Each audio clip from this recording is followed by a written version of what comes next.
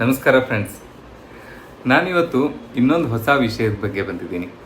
ಈ ವಿಷಯ ತುಂಬ ಇಂಪಾರ್ಟೆಂಟ್. ಎಲ್ಲರೂ ಇದನ್ನು ಗಮನಿಸಲೇಬೇಕು. ಚಿಕ್ಕವರಿಂದ ಮಕ್ಕಳು, ದೊಡ್ಡವರು ಎಲ್ಲರೂ ಇದನ್ನು ವಿಡಿಯೋ ಮರೀದೆ ತಪ್ಪದೆ ಕೊನೆಯವರೆಗೂ ನೋಡಿ. ಅಂದರೆ ಇದರದ್ದು ವಿಡಿಯೋದೊಂದು ಸ್ವಲ್ಪ ಯೂಸ್ ಆಗುತ್ತೆ ಎಲ್ರಿಗೂ. ಹಾಗೂ ವಿಡಿಯೋ ಸ್ಟಾರ್ಟ್ ಮಾಡೋಕ್ಕೂ ಮುಂಚೆ ಒಂದು ನನ್ನ ಕಡೆಯಿಂದ ರಿಕ್ವೆಸ್ಟ್ ಏನಂದರೆ, ಎಲ್ಲರೂ ವಿಡಿಯೋನ ನೋಡ್ತಿದ್ದೀರಾ, ಚಾನಲ್ನು ಸಪೋರ್ಟ್ ಮಾಡ್ತಾ ಇದ್ದೀರಾ. ಹೀಗೆ ಚಾನಲ್ನ ಸಪೋರ್ಟ್ ಮಾಡ್ತಾ ಇರಿ. ನನ್ನ ಚಾನಲ್ನ ಹಾಗೆ ಸಬ್ಸ್ಕ್ರೈಬ್ ಯಾರೆಲ್ಲ ಮಾಡಿಲ್ಲ ಮರೀದೆ ಚಾನಲ್ನ ಸಬ್ಸ್ಕ್ರೈಬ್ ಮಾಡ್ಕೊಳ್ಳಿ ಫಸ್ಟ್. ಓಕೆ, ಹಾಗೆ ಈ ವಿಡಿಯೋ ಇಷ್ಟ ಆದಲ್ಲಿ ಕೊನೆಗೆ ಕಮೆಂಟ್ ಮಾಡಿ. ಈ ಒಂದು ವಿಷಯದ ಬಗ್ಗೆ ನಿಮ್ಗೆ ಅನಿಸಿಕೆನ ತಿಳಿಸಿ ಮರೆಯದೇನೆ. ಬದಲಾವಣೆ ಜಗದ ನಿಯಮ. ಕಾಲಕ್ಕೆ ತಕ್ಕ ಹಾಗೆ ನಾವು ಬದಲಾಗ್ತಾನೆ ಇರಬೇಕು. ಒಂದೇ ರೀತಿ ಸ್ಟಿಕ್ ಆನ್ ಆಗಿರ್ತೀವಿ ಅಂತ ಅಂದರೆ ಈ ಯುಗದಲ್ಲಿ ನಡೆಯಲ್ಲ. ತಂತ್ರಜ್ಞಾನ ತುಂಬ ಮುಂದುವರೆದಿದೆ. ಇದು AI ಯುಗ, ಆರ್ಟಿಫಿಷಿಯಲ್ ಇಂಟೆಲಿಜೆನ್ಸ್. AI ಪ್ರತಿಯೊಂದನ್ನು ಮಾಡುತ್ತೆ. ತುಂಬ ಗ್ರೂಪಾಗಿ ಮಾಡೋ ಕೆಲಸನ AI ಅದು ಸ್ಪೀಡಾಗೂ ಮಾಡುತ್ತೆ, ಟೈಮ್ ಸೇವ್ ಆಗುತ್ತೆ. ಇದರಿಂದ ಎಷ್ಟೋ ಜನ ಇದಕ್ಕೆ ಒಳ್ಳೆಯದು ಆಗಿದೆ, ಎಷ್ಟೋ ಜನರಿಗೆ ಕೆಡಕೂ ಆಗಿದೆ. ಹಾಗೆ ಈ ಕಾಲದಲ್ಲಿ ತಂತ್ರಜ್ಞಾನದಲ್ಲಿ ಮುಖ್ಯ ಅಂತ ಯೂಸ್ ಮಾಡ್ತಾ ಇರೋ ನಾವು ಒಂದಂದರೆ ಫೋನ್ ಇಲ್ದಿರೋ ಮನೆಯೇ ಇಲ್ಲ. ಮನೆ ಅಲ್ಲ, ವ್ಯಕ್ತಿಗಳೇ ಇಲ್ಲ ಅಂದ್ಕೊಳ್ಳಿ. ಒಂದು ಮನೇಲಿ 4 ಜನ ಇದ್ದರೆ 4 ಜನರಿಗೂ ಒಂದು ಪರ್ಸ್ನಲ್ ಫೋನ್ ಇರುತ್ತೆ. ಎಲ್ಲರ ಹತ್ರನೂ ಫೋನ್ ಇವಾಗ ಈಗಿನ ಕಾಲದಲ್ಲಿ. ಚಿಕ್ಕವರಿಂದ ದೊಡ್ಡವರು ಎಲ್ಲರೂ ಫೋನ್ ಯೂಸ್ ಮಾಡ್ತಾ ಇರ್ತಾರೆ ಮನೇಲಿ. ಅದು ಅಲ್ಲದೆ ಇವಾಗ ಎಲ್ಲ ಜನರಲ್ಲೂ ಬಡವರು, ಶ್ರೀಮಂತರು ಎಲ್ಲ ಕೈಗೂ ಎಟ್ಕೋ ಒಂದು ರೀತಿಲಿ ಫೋನ್ನ ಬೇರೆ ಬೇರೆ ಬ್ರ್ಯಾಂಡ್ ಅವರು ಮಾಡಿ ಒಂದು ಸಮಾಜಕ್ಕೆ ಕೊಡ್ತಾ ಇದ್ದಾರೆ. ಒಳ್ಳೆಯದು, ಎಲ್ಲರೂ ಸ್ಮಾರ್ಟ್ಫೋನ್ಸ್ನ ಯೂಸ್ ಮಾಡ್ಬೋದು. ಈ ತಂತ್ರಜ್ಞಾನದ ಬೆಳವಣಿಗೆ ನಮಗೆ ಒಂಥರ ವರ ಅಂತ ಅಂದ್ಕೊಳ್ಳೋದ ಅಥವಾ ಶಾಪ ಅಂತ ಅಂದ್ಕೊಳ್ಳೋದ ಯಾವುದೂ ಗೊತ್ತೇ ಆಗಲ್ಲ. ಯಾಕಂದರೆ ಫೋನ್ ಇಲ್ಲದೆ ಇರೋ ವ್ಯಕ್ತಿಗಳೇ ಇಲ್ಲದಿರೋ ಈ ಕಾಲದಲ್ಲಿ ಫೋನ್ ಅಡ್ವಾಂಟೇಜ್ ತುಂಬ ಇದೆ. ಹಾಗಂತ ಫೋನ್ನ ಸಿಕ್ಕಾಪಟ್ಟೆ ಯೂಸ್ ಮಾಡೋದಲ್ಲ, ಹೇಗೆ ಬೇಕೋ ಹಾಗೆ ಯೂಸ್ ಮಾಡೋದಲ್ಲ. ಅದಕ್ಕೂ ಒಂದು ಮಿತಿ ಅಂತ ಇದೆ. ಬೇಕಾದಾಗ ಮಾತ್ರ ಯೂಸ್ ಮಾಡ್ಕೊಬೇಕು. ಯಾವುದೇ ಆದರೂ ಅತಿ ಆಗಬಾರ್ದು. ಗಾದೆನೇ ಇದೆ ಅಲ್ವಾ, ಅತಿ ಆದರೆ ಅಮೃತನೂ ವಿಷಯ ಅಂತ. ಹಾಗೆ ನಾವೆಲ್ಲ 90 ಜನ್ರೇಷನಲ್ಲಿ ಹುಟ್ಟಿರೋರು. ನಮ್ಮ ಬಾಲ್ಯ ಎಲ್ಲ ಎಷ್ಟು ಚೆನ್ನಾಗಿತ್ತು ಅಲ್ವಾ. ಅವಾಗ ನಾವು ಯಾವುದೇ ಫೋನ್ ಇಲ್ಲ, ಟಿವಿಗಳು ಸಹ ಬ್ಲ್ಯಾಕ್ ಆ್ಯಂಡ್ ವೈಟ್ ಇತ್ತು ನಾವು ಚಿಕ್ಕಂದಿದ್ದ ಕಾಲದಲ್ಲಿ.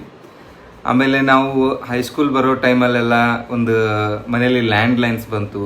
ಆ ಯುಗದಲ್ಲಿ ಫೋನ್ ಇಲ್ದಿರೋ ಯುಗದಲ್ಲಿ ನಾವೆಲ್ಲ ಬೆಳೆದಿಲ್ವ. ಆವಾಗ ಫೋನ್ ಇಲ್ದೇ ಊಟ ಮಾಡ್ತಿದ್ವಿ, ಆಟ ಆಡ್ತಿದ್ವಿ, ಎಲ್ಲರೂ ಗ್ರೂಪಾಗಿ ಕೂತ್ಕೊತಾ ಇದ್ವಿ, ಫ್ರೆಂಡ್ಸ್ ಜೊತೆ ಆಟ ಆಡೋಕ್ಕೆ ಹೋಗೋದು, ಮನೆಯಲ್ಲಿ ಎಲ್ಲರ ಜೊತೆನೂ ಟೈಮ್ ಸ್ಪೆಂಡ್ ಮಾಡೋದು, ಇದೆಲ್ಲ ಆಗ್ತಿತ್ತು. ನಾವೆಲ್ಲ ಆವಾಗ ಫೋನ್ ಇಲ್ದೇ ಬೆಳೆದಿದ್ದೀವಿ.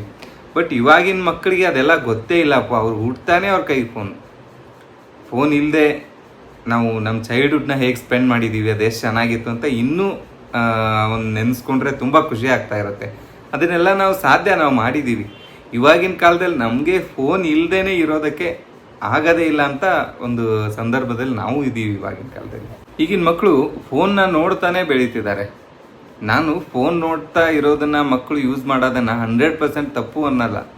ಏನಕ್ಕಂದರೆ ನಾವು ಅದರಲ್ಲಿ ಮಕ್ಕಳು ಏನು ನೋಡ್ತಾ ಇದ್ದಾರೆ, ಎಷ್ಟೊತ್ತು ನೋಡ್ತಾ ಇದ್ದಾರೆ, ಅದನ್ನು ಎಷ್ಟು ಅದರಲ್ಲಿ ಟೈಮ್ನ ಸ್ಪೆಂಡ್ ಮಾಡ್ತಾ ಇದ್ದಾರೆ ಅನ್ನೋದು ಮುಖ್ಯ. ಅದ್ರ ಕಡೆ ನಾವು ಗಮನ ಕೊಡೋದು ಮುಖ್ಯ. ಅತಿ ಚಿಕ್ಕ ವಯಸ್ಸಲ್ಲೇ ಮಕ್ಕಳು ಪೇರೆಂಟ್ಸ್ ಕೈಯಲ್ಲೇ ಫೋನ್ನ ನೋಡ್ತಾ ಬೆಳೆದಿರೋದ್ರಿಂದ ಅವ್ರಿಗೂ ಫೋನ್ ಯೂಸ್ ಮಾಡಬೇಕು ಅಂತ ಅನಿಸುತ್ತೆ. ಅದಕ್ಕೆ ನಾವೇ ಫೋನ್ನ ಯೂಸ್ ಮಾಡೋದನ್ನು ಮಕ್ಕಳ ಮುಂದೆ ಒಂದು ಸ್ವಲ್ಪ ಕಡಿಮೆ ಮಾಡಿದ್ರೆ, ಈ ಫಿಸಿಕಲ್ ಆ್ಯಕ್ಟಿವಿಟಿ ನಾವೇ ಅವ್ರ ಜೊತೆ ಇನ್ವಾಲ್ವ್ ಆಗಿ ಆಟ ಆಡೋದು, ಸ್ಟಡಿ ಮಾಡಿಸೋದು, ಈ ಥರ ಎಲ್ಲ ಮಾಡಿಸೋದ್ರಿಂದ ಅವ್ರಿಗೂ ಫೋನ್ ಬಿಟ್ಟು ಜೀವನ ಇದೆ, ಫೋನ್ ಬಿಟ್ಟು ನಾವು ಟೈಮ್ ಪಾಸ್ ಮಾಡ್ಬೋದು ಅನ್ನೋದು ಅವ್ರಿಗೂ ನಾವು ಅರ್ಥ ಮಾಡಿಸ್ಕೊಟ್ರೆ ಅದಕ್ಕೆ ಅಡಿಕ್ಟ್ ಆಗ್ತಾರೆ. ಅವರು ಫೋನ್ಗೆ ಅಡಿಕ್ಟ್ ಆಗಲ್ಲ. ಮುಂಚೆ ನಾವೆಲ್ಲ ಇದ್ವಲ್ಲ ಆ ಥರ. ಆಮೇಲೆ ಎಷ್ಟೊಂದು ಪೇರೆಂಟ್ಸು ಮಕ್ಕಳಿಗೆ ಫೋನ್ ಅಂತ ಅಂದರೆ ಸುಮ್ಮನೆ ಏನೋ ಒಂದು ರೀಲ್ಸು ಅದು ಇದು ಹಾಕ್ಕೊಟ್ಬಿಡಲ್ಲ. ಚೆನ್ನಾಗಿರೋ ರೈಮ್ಸ್ನ ಅಥವಾ ಬೇರೆ ಬೇರೆ ಸಬ್ಜೆಕ್ಟ್ಸ್ನ ಮಕ್ಕಳು ಇದನ್ನೆಲ್ಲ ನೋಡ್ತಾ ಒಂದು ಭಾಷೆ ಕಲಿತಾರೆ, ಬೇರೆ ಬೇರೆ ಭಾಷೆಗಳನ್ನು ಕಲಿತಾರೆ, ಟ್ರೈ ಮಾಡ್ತಾರೆ ಮಾತಾಡೋಕ್ಕೆ, ವರ್ಡ್ಸ್ಗಳನ್ನು ಹಾಗೂ ವಸ್ತುಗಳನ್ನು ಐಡೆಂಟಿಫೈ ಮಾಡೋಕ್ಕೆ ಕಲಿತಾರೆ. ಅಡ್ವಾಂಟೇಜ್ ಇದೆ, ಫೋನಿಂದ ಅಡ್ವಾಂಟೇಜ್ ಇದೆ, ಇಲ್ಲ ಅಂತ ಇಲ್ಲ.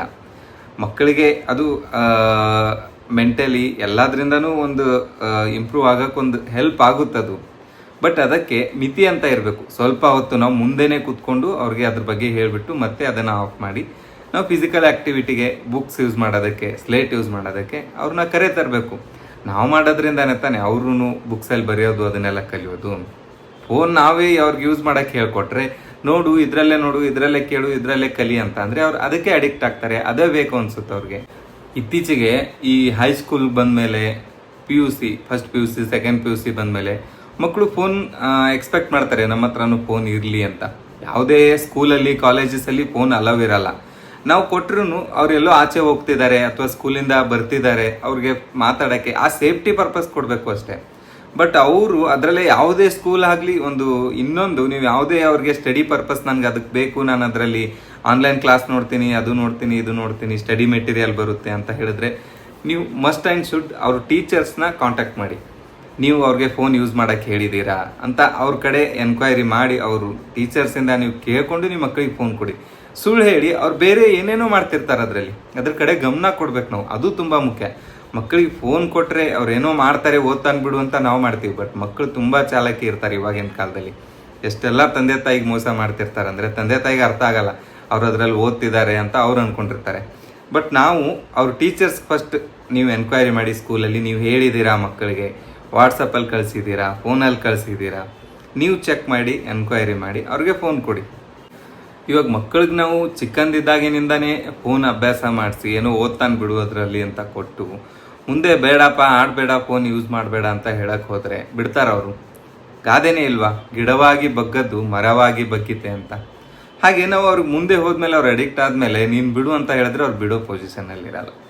ಎಷ್ಟೋ ಮಕ್ಕಳು ಹಾಳಾಗಿದ್ದಾರೆ, ಕಣ್ಮುಂದೆನೇ ನೋಡ್ತಿರ್ತೀವಿ. ಒಂದಲ್ಲ ಎರಡಲ್ಲ ಸಾವಿರಾರು ಎಕ್ಸಾಂಪಲ್ಸ್ ಇದೆ. ಅದಕ್ಕೆ ಮಕ್ಕಳಿಗೆ ನಾವೇ ಬುದ್ಧಿ ಹೇಳಿ ಅವ್ರು ಏನು ಮಾಡ್ತಿರ್ತಾರೆ ಕೊಡಬೇಕು ಫೋನ್ನ. ಬಟ್ ಎಲ್ಲೋ ಹೋಗ್ತಿದ್ದಾರೆ ಬರ್ತಿದ್ದಾರೆ ಅಂದಾಗ ಮಾತ್ರ ನಾವು ಅವ್ರ ಫೋನಲ್ಲಿ ಏನು ಮಾಡ್ತಿದ್ದಾರೆ ಅಂತಲೂ ಗಮನ ಹರಿಸ್ಬೇಕು.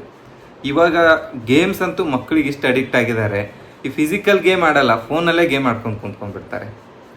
ಫೋನಲ್ಲಿ ಗೇಮ್ ಆಡೋದ್ರಿಂದ ಎಷ್ಟೊಂದು ಜನ ದುಡ್ಡು ಕಳ್ಕೊಂಡಿದ್ದಾರೆ, ಆಸ್ತಿ ಅಂತಸ್ತು ಕಳ್ಕೊಂಡಿದ್ದಾರೆ, ಏನೆಲ್ಲ ಲಾಸ್ ಆಗಿದೆ ಮಕ್ಕಳಿಂದ ಪೇರೆಂಟ್ಸ್ಗೂ ಸಹ.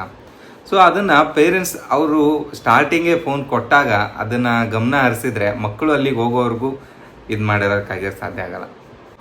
ಇನ್ನೊಂದು ಅಡ್ವಾಂಟೇಜಸ್, ಅದ್ರ ಬಗ್ಗೆ ಅಡ್ವಾಂಟೇಜಸ್ ಹೇಳ್ತಾ ಹೋಗ್ತೀನಿ.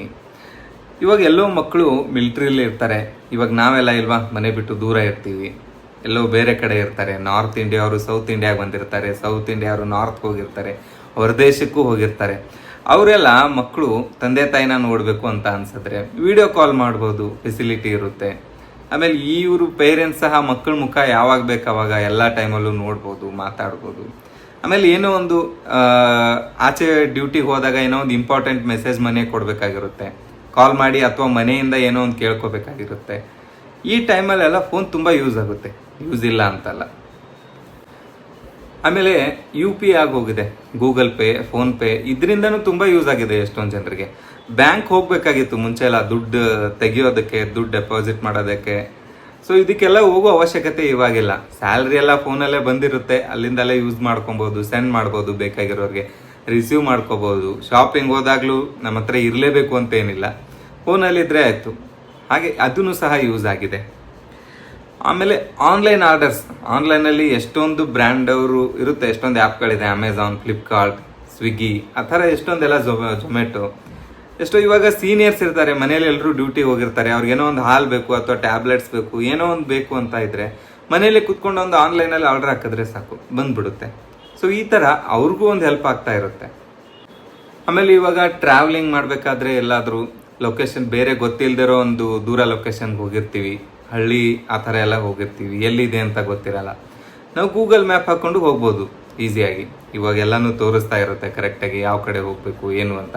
ಅಥವಾ ಬ್ಯಾಂಗ್ಳೂರು ಸಿಟಿಲೇ ನಾವು ಬೇರೆ ಯಾವುದೋ ಒಂದು ಗೊತ್ತಿಲ್ಲದಿರೋ ಲೊಕೇಶನ್ಗೆ ಹೋಗ್ಬೇಕಿದ್ರೆ ಲೊಕೇಶನ್ ಹಾಕೊಂಡು ಹೋಗ್ಬೋದು. ಅಲ್ಲ ಇವಾಗ ಆನ್ಲೈನ್ ಆರ್ಡರ್ಸ್ ಬಗ್ಗೆ ಮಾತಾಡಿದ್ವಿ. ಡೆಲಿವರಿ ಪೀಪಲ್ಸ್ ಎಲ್ಲ ಇರ್ತಾರಲ್ಲ, ಅವ್ರಿಗೂ ಎಲ್ಲರ ಮನೆ ಏನು ಗೊತ್ತಿರಲ್ಲ, ಅವರು ಲೊಕೇಶನ್ ಹಾಕೊಂಡೆ ಅದರಲ್ಲೂ ಬಂದು ಕೊಟ್ಟು ಹೋಗ್ತಿರ್ತಾರೆ. ಈ ಥರ ಎಲ್ಲ ಅಡ್ವಾಂಟೇಜಸ್ ಇದೆ ಫೋನಿಂದು ಸಹ. ಆಮೇಲೆ ಎಂಟರ್ಟೈನ್ಮೆಂಟ್ ಪರ್ಪಸ್ ಅಂತೂ ತುಂಬ ಯೂಸ್ ಆಗ್ತಾ ಇದೆ. ಇವಾಗ ನಾವು ಎಲ್ಲ ನಿಮ್ಗೆ ಒಂದು ಏನಾರ ವಿಷಯನ ತಿಳಿಸ್ಬೇಕು, ಯಾವುದೋ ಒಂದು ವಿಷಯದ ಬಗ್ಗೆ ಮಾತಾಡಬೇಕು ಅಂದರು ಈ ಸೋಷಿಯಲ್ ಮೀಡಿಯಾ ನಿಮಗೆ ತುಂಬ ಒಂದು ಕಮ್ಯುನಿಕೇಷನ್ ಮಾಡೋಕ್ಕೆ ಈಸಿ ಆಗೋಗಿದೆ. ಕೆಲವು ಸೀನಿಯರ್ಸ್ಗೆ ಪಾಠ, ಪ್ರವಚನ, ಪುರಾಣ, ಇವಾಗ ಸಿಟಿಗಳಲ್ಲೆಲ್ಲ ಹಳ್ಳಿಲೆಲ್ಲ ಹತ್ರ ಇರುತ್ತೆ, ಹೋಗಿ ಕೇಳ್ಕೊತಾರೆ.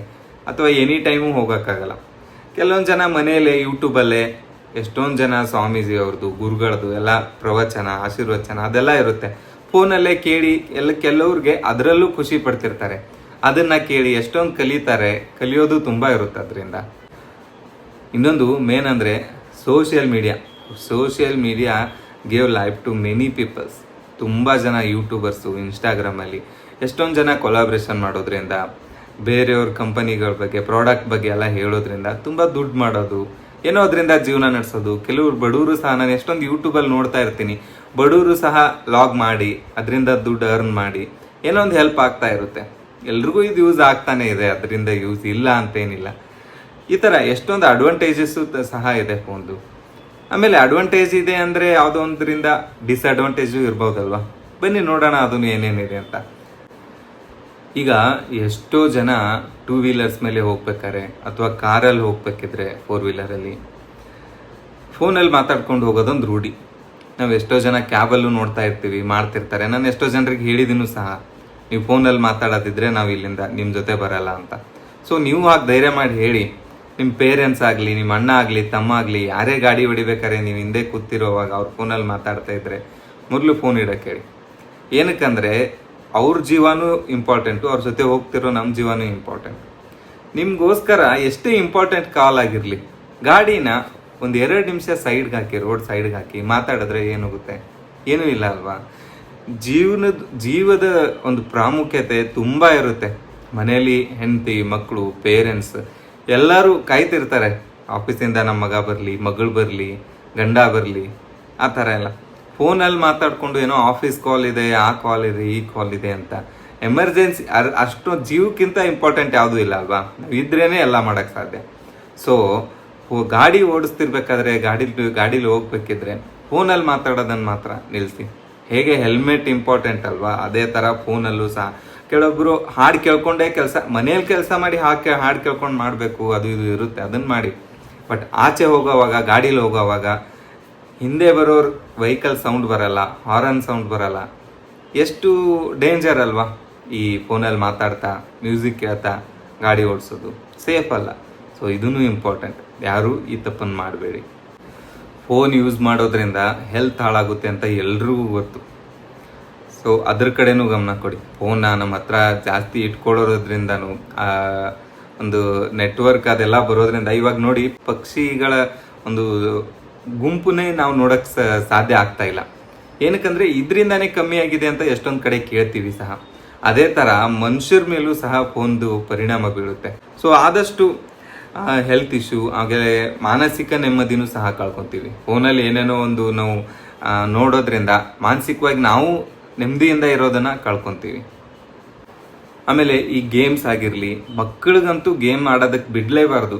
ಗೇಮ್ಗೆ ತುಂಬ ಅಡಿಕ್ಟ್ ಪೇರೆಂಟ್ಸ್ ಆಗಿರೋರು ಮಕ್ಕಳಿಗೆ ಹೇಳಿ. ನೀವು ಮಕ್ಕಳು ಸಹ ಈ ವಿಡಿಯೋ ನೋಡ್ತಿದ್ರೆ ತಿಳ್ಕೊಳ್ಳಿ, ಯಾವುದೇ ಗೇಮ್ಗಳಿಗೂ ಅಡಿಕ್ಟ್ ಆಗಬೇಡಿ. ದುಡ್ಡು ಮಾಡೋದಕ್ಕೆ ಎಷ್ಟೊಂದು ಕೆಲಸಗಳಿದೆ, ಹೊಲ ಗದ್ದೆಯಲ್ಲೂ ಸಹ ಇವಾಗ ಎಷ್ಟೊಂದು ಕೆಲಸಗಳಿರೋ ಮಾಡೋದಕ್ಕಿದ್ದಾಗ. ಸೊ ಅದನ್ನೆಲ್ಲ ಮಾಡೋದನ್ನು ಸ್ವಲ್ಪ ಕಮ್ಮಿ ಮಾಡಿ, ಅವಾಯ್ಡ್ ಮಾಡಿ.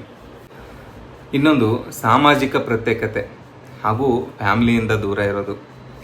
ಮುಂಚೆ ನೋಡಿ, ಎಲ್ಲರೂ ಒಂದು ಕೂಡು ಕುಟುಂಬ ಥರ. ನಾವು ಚಿಕ್ಕಂದಿದ್ದಾಗಿಂದ ಎಲ್ಲರಿಗೂ ಈ ಒಂದು ಅನುಭವ ಇದ್ದೇ ಇರುತ್ತೆ. ಎಲ್ಲರೂ ರಾತ್ರಿ ಒಟ್ಟಿಗೆ ಸೇರಿ ಊಟ ಮಾಡೋದು, ಒಟ್ಟಿಗೆ ಸೇರಿ ತಿಂಡಿ ತಿನ್ನೋದು, ಎಲ್ಲರೂ ಟೂರ್ಗೆ ಹೋಗೋದು, ಒಂದು ಮದುವೆ ಫಂಕ್ಷನ್ಸ್ ಅಲ್ಲೆಲ್ಲ ಮೀಟ್ ಆಗೋದು. ಇವಾಗ ಯಾವುದೇ ಫಂಕ್ಷನ್ಸ್ಗೆ ಹೋಗಿ ಎಲ್ಲರ ಕೈಲೂ ಫೋನ್. ಸೆಲ್ಫಿ ತಗೋ, ಫೋಟೋ ತೆಗಿ, ಆ್ಯಪ್ಸ್ ನೋಡ್ಕೊಂಡು ಕೂತ್ಕೋ, ಗೇಮ್ಸ್ ಆಡ್ಕೊಂಡು ಕೂತ್ಕೋ. ಮಕ್ಕಳಂತೂ ಎಲ್ಲಿದ್ದೀವಿ, ಏನು ಮಾಡ್ತಾ ಇದ್ದೀವಿ ಅನ್ನೋದೇ ಅವರಿಗೆ ಗಮನ ಇರಲ್ಲ. ಫೋನಲ್ಲೇ ಗಮನ, ಗೇಮ್ ಆಡ್ಕೊಂಡು ಕುಂತ್ಕೊಂಡ್ಬಿಡೋದು. ನಾವೆಲ್ಲ ಅವಾಗ ಎಷ್ಟೊಂದು ಮದುವೆ ಫಂಕ್ಷನ್ಸ್ ರಿಲೇಟಿವ್ಸ್ ಮನೆಗೆ ಹೋದಾಗ ನೀವು ಹೇಗಿದ್ದೀರಾ ಅವ್ರು ನಮ್ಮನ್ನು ಕೇಳೋದು, ಅವ್ರ ಬಗ್ಗೆ ತಿಳ್ಕೊಳ್ಳೋದು, ಅವ್ರು ನಮ್ಗೆ ಏನು ಆಗಬೇಕು. ನೀವು ಇವಾಗಿನವರು ನಿಮ್ಮ ಮಕ್ಕಳನ್ನ ಮನೆಯಲ್ಲಿ ವಿಚಾರಿಸಿ, ಅವ್ರ ರಿಲೇಟಿವ್ಸೇ ಅವ್ರಿಗೆ ಗೊತ್ತಿರಲ್ಲ ಯಾರು ಏನಾಗಬೇಕು ಅಂತ. ಬಟ್ ಆವಾಗ ನಮ್ಮ ಜನ್ರೇಷನ್, ನನ್ಗೆ ತುಂಬ ಇಷ್ಟ ಆವಾಗೆಲ್ಲ ಎಷ್ಟೊಂದು ಒಟ್ಟಿಗೆ ಇರೋದು. ಫೋನ್ ಏನು ಮಾಡಿದೆ, ಮನೇಲಿ 2 ಗಂಡ ಹೆಂಡತಿ 2 ಮಕ್ಕಳಿದ್ದಾರೆ ಅಂದರೆ ಎಲ್ಲರೂ ಒಂದೊಂದು ಫೋನ್ ಇಟ್ಕೊಂಡು ಒಂದೊಂದು ಮೂಲೆಯಲ್ಲಿ ಕೂತ್ಕೊಂಡ್ಬಿಡೋದು. ಅಲ್ಲಿ ಹೇಗೆ ಸಂಬಂಧ ಬೆಳೆಯುತ್ತೆ? ಮುಂದೆ ತಂದೆ ತಾಯಿ ವಯಸ್ಸಾದ್ಮೇಲೆ ಆ ಮಕ್ಕಳಿಗೆ ಫೋನ್ ಮೇಲೇ ಜಾಸ್ತಿ ಪ್ರೀತಿ ಇರುತ್ತೆ, ಅದನ್ನೇ ನೋಡ್ಕೊಂಡು ಅಟ್ಯಾಚ್ಮೆಂಟ್ ಇರುತ್ತೆ, ತಂದೆ ತಾಯಿ ಮೇಲೆ ಇರೋದಿಲ್ಲ. ಇವಾಗ ವೃದ್ಧಾಶ್ರಮ ಅದು ಇದು ಏನಕ್ಕೆ ಹೆಚ್ಚಾಗ್ತಾ ಇದೆ? ಇದರಿಂದಾನೆ. ತಂದೆ ತಾಯಿ ಅಂದ್ರೇನು, ಅವ್ರ ಬೆಲೆ ಏನು ಮಕ್ಕಳಿಗೆ ಗೊತ್ತೇ ಆಗಲ್ಲ. ಅವ್ರಿಗೂ ಅಷ್ಟೇ, ಮಕ್ಕಳಿಗೆ ಅದು ಹೇಳೇ ಕೊಟ್ಟಿರಲ್ಲ ಅಲ್ವಾ, ಫೋನ್ ಕೊಟ್ಟು ಕೂಸ್ಬಿಟ್ಟಿರ್ತಾರೆ. ಹಾಗೆ ಇದರಿಂದ ಫ್ಯಾಮ್ಲಿಲೂ ಸಹ ಎಷ್ಟು ಚೆನ್ನಾಗಿರೋ ಎಷ್ಟೊಂದು ಒಂದು ಒಳ್ಳೆ ಮೂಮೆಂಟ್ಸ್ನ ಮಿಸ್ ಮಾಡ್ಕೊತಾ ಇದ್ದೀವಿ. ಯಾವುದೇ ಹಬ್ಬ ಹರಿದಿನ ಇದೆಲ್ಲ ಇದ್ರೂ ಸಹ ಎಲ್ಲರೂ ಒಟ್ಟಿಗೆ ಸೇರೋದು ಮುಂಚೆ ಇತ್ತು, ಇವಾಗೆಲ್ಲ ತುಂಬ ಕಮ್ಮಿ ಆಗೋಗಿದೆ ಈ ಫೋನ್ ಯುಗದಲ್ಲಿ. ಅದೇನೇ ಇರಲಿ, ತಂತ್ರಜ್ಞಾನನೂ ಎಷ್ಟೋ ಮುಂದೆ ಬರೀಲಿ, ನಾವು ಅದ್ರ ಜೊತೆಗೆ ಸಾಗೋಣ. ಅದು ಕಂಡುಹಿಡ್ದಿರೋ ವಸ್ತುಗಳನ್ನು, ಈ ಫೋನ್ಗಳನ್ನು ಆದಷ್ಟು ಯೂಸ್ ಮಾಡೋದನ್ನು ಮಿತಿಯಲ್ಲಿ ಯೂಸ್ ಮಾಡೋಣ. ಎಲ್ಲರೂ ಸಹ ನಮಗೆಲ್ಲ ಫ್ಯಾಮಿಲಿ ಮುಖ್ಯ, ಪೇರೆಂಟ್ಸ್ ಮುಖ್ಯ, ಮಕ್ಕಳು ಮುಖ್ಯ, ಸಮಾಜ ಮುಖ್ಯ. ಪ್ರತಿಯೊಂದು ನಮಗೆ ಬೇಕು, ಪ್ರತಿಯೊಂದಕ್ಕೂ ನಾವು ಸಹ ಬೇಕು. ಫೋನ್ನ ಬಿಟ್ಟು ಬೇರೆ ಪ್ರಪಂಚನ ಕಾಣೋದನ್ನು ಎಲ್ಲರೂ ಮಾಡೋಣ, ನಮ್ಮ ಮಕ್ಕಳಿಗೂ ಅದನ್ನು ಹೇಳ್ಕೊಡೋಣ ಅಂತ ಹೇಳ್ತಾ ನಾನು ಈ ಒಂದು ಅನಿಸಿಕೆನ ಏನೋ ಹೇಳಬೇಕು ಅಂತ ಅನ್ನಿಸ್ತು ಫೋನ್ ಬಗ್ಗೆ. ಎಷ್ಟೋ ಜನ ಮಕ್ಕಳು ಇದರಿಂದ ಹಾಳಾಗೋದನ್ನು ನಾವು ನೋಡ್ತಾ ಇದ್ದೀವಿ, ಫ್ಯಾಮಿಲಿಗಳು ಹಾಳಾಗ್ತಾ ಇದೆ. ಸೊ ಇದನ್ನು ಚಿಕ್ಕದಿದ್ದಾಗನೇ ಅದನ್ನು ಅವಾಯ್ಡ್ ಮಾಡೋದಕ್ಕೆ ಸ್ಟಾರ್ಟ್ ಮಾಡಿಸಿದ್ರೆ ಮುಂದೆ ಯಾವುದೇ ಪ್ರಾಬ್ಲಮ್ ಬರಲ್ಲ. ಫೋನ್ ಬೇಡವೇ ಬೇಡ ಅಂತ ಅಲ್ಲ, ಫೋನ್ ಬೇಕು, ಅದನ್ನು ಮಿತಿಯಾಗಿ ಬಳಸಬೇಕು ಅಷ್ಟೇ. ಫೋನ್ ಬಳಸಿ ಯೂಸ್ ಮಾಡಿ, ತುಂಬ ಅಡ್ವಾಂಟೇಜ್ ಇದೆ ಅಂತಾನೂ ಹೇಳ್ತಿಲ್ಲ ನಾನು. ಅಡ್ವಾಂಟೇಜಸ್ಗಿಂತ ಜಾಸ್ತಿ ಇದೆ. ಹಾಗೆ ಅದಕ್ಕೆ ಮಿತಿಯಾಗಿ ಬಳಸೋಣ ಎಲ್ಲರೂ ಸಹ. ಓಕೆ, ಈ ವಿಡಿಯೋ ನಿಮ್ಗೆ ಇಷ್ಟ ಆಗಿದ್ದರೆ ಕಮೆಂಟ್ ತಿಳಿಸಿ, ನಿಮ್ಮ ಅನಿಸಿಕೆನೂ ತಿಳಿಸಿ. ಹಾಗೆ ನನ್ನ ಚಾನಲ್ನ ಸಬ್ಸ್ಕ್ರೈಬ್ ಮಾಡಿ, ನನ್ನೂ ಸಪೋರ್ಟ್ ಮಾಡಿ ಇದೇ ಥರ ಬೆಳೆಯೋದಕ್ಕೆ. ಹಾಗೆ ಯಾವ್ದಾದ್ರು ಮತ್ತೆ ನಾನು ವೀಡಿಯೋಸ್ ಮಾಡಬೇಕು ಯಾವ್ದಾರ ಟಾಪಿಕ್ ಬಗ್ಗೆ ಅಂತ ಇದ್ದರೆ ಒಂದು ಕಮೆಂಟ್ ಹಾಕಿ, ಸಾಧ್ಯ ಆದಷ್ಟು ಮಾಡಿರ್ತೀನಿ. Okay, thank you friends. ಸಿಗೋಣ ಮತ್ತೆ ಇನ್ನೊಂದು ವಿಡಿಯೋದಲ್ಲಿ.